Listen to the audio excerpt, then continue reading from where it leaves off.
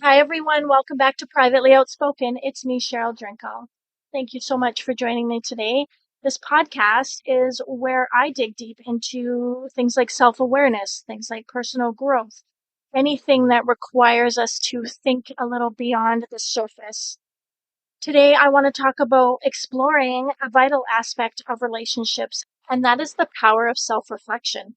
Simply knowing when to continue or when to pull back in a relationship that isn't going as well as we thought it was. Checking in with yourself and your feelings when you're around someone is a very simple yet profound practice that can help you determine whether to continue a relationship or to maybe take a step back and reevaluate.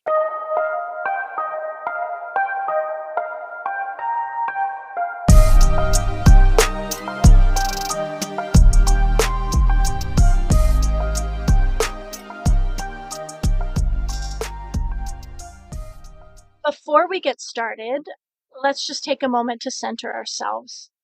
So if you're in a safe space and a comfortable place, close your eyes. Take a deep breath in through your nose and slowly exhale through your mouth. And allow yourself to be fully present as we talk about today's topic.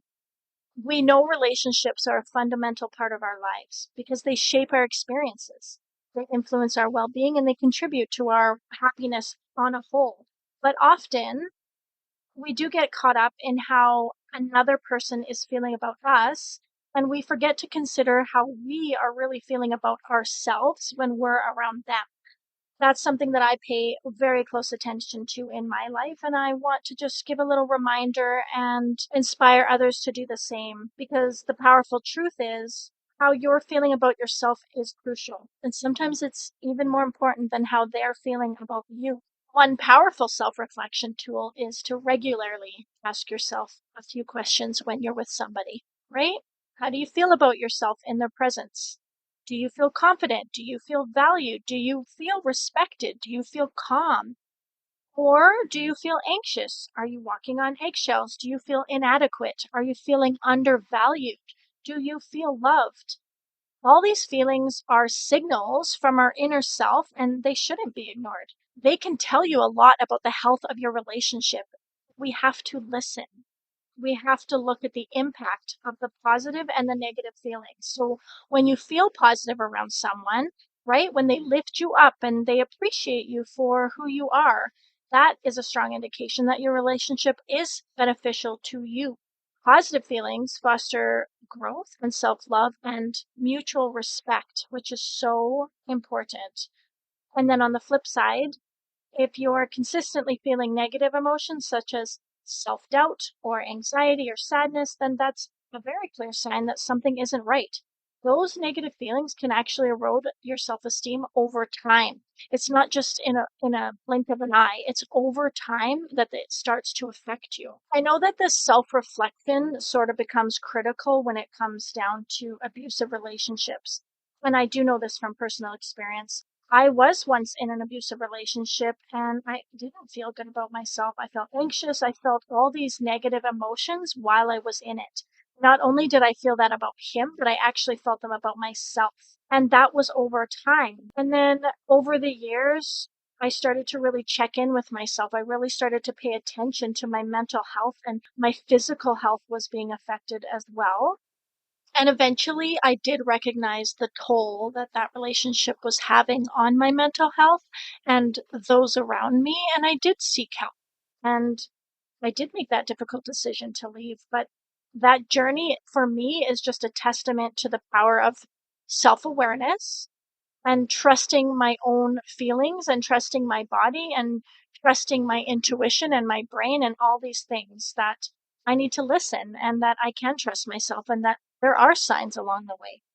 And I know once you've taken the time to do these check-ins with yourself and recognize the feelings that you're feeling, the next step is to literally make a decision, right? If you're feeling predominantly positive, then it might be worth continuing to nurture that relationship and then seeking help. If it's just a little bit rocky at that time, seeking resources, looking into things, talking, communicating with your partner, all those things that are healthy and positive steps to making it a better relationship and a more fulfilling one. But If your feelings are mostly negative, then it might be time to pull back and it might be time to reevaluate. And it's okay. It's okay if you need to step back.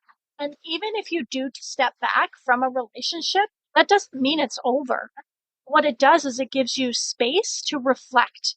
It gives you that time to reflect, and you get to decide what is best for your own well-being. But it's hard to do that when you're kind of feeling stuck in it. So the space you give yourself after self-reflection and after that decision is really, really pivotal in that process. And the more you do this, the more you trust yourself, the more you learn to trust yourself and your feelings, because you're the expert, right? We're the experts of our own experience, making decisions based on how you feel about yourself rather than how someone else feels about you is such an empowering choice. And it prioritizes ourselves. It prioritizes our emotional health, our happiness, and it does make space for more genuine, more fulfilling relationships in your life. And that could be romantically, that could be any type of relationship. To sum up today's episode, I just want to give a little reminder. I want you to check in with yourself. I want to empower you because checking in with yourself regularly is key in any relationships that you are holding, and paying attention to your feelings about yourself when you're with somebody else, and using and learning to use those insights to guide your decisions will benefit you greatly throughout your life. Your well-being and happiness are important, and you deserve to be a priority. If you're in a relationship that feels abusive, or you're not sure and you're having a lot of negative emotions about them or yourself, please reach out for help, because asking for help is brave and it is a necessary step to become safe. Thanks for joining me today. If you found today's episode helpful, please subscribe, follow, leave a review, or share it with someone that might benefit from a little self-reflection. Until next time, I will see you next week. Stay mindful, always trust your inner voice, and take care of yourself. See you next Tuesday. Love you. Bye.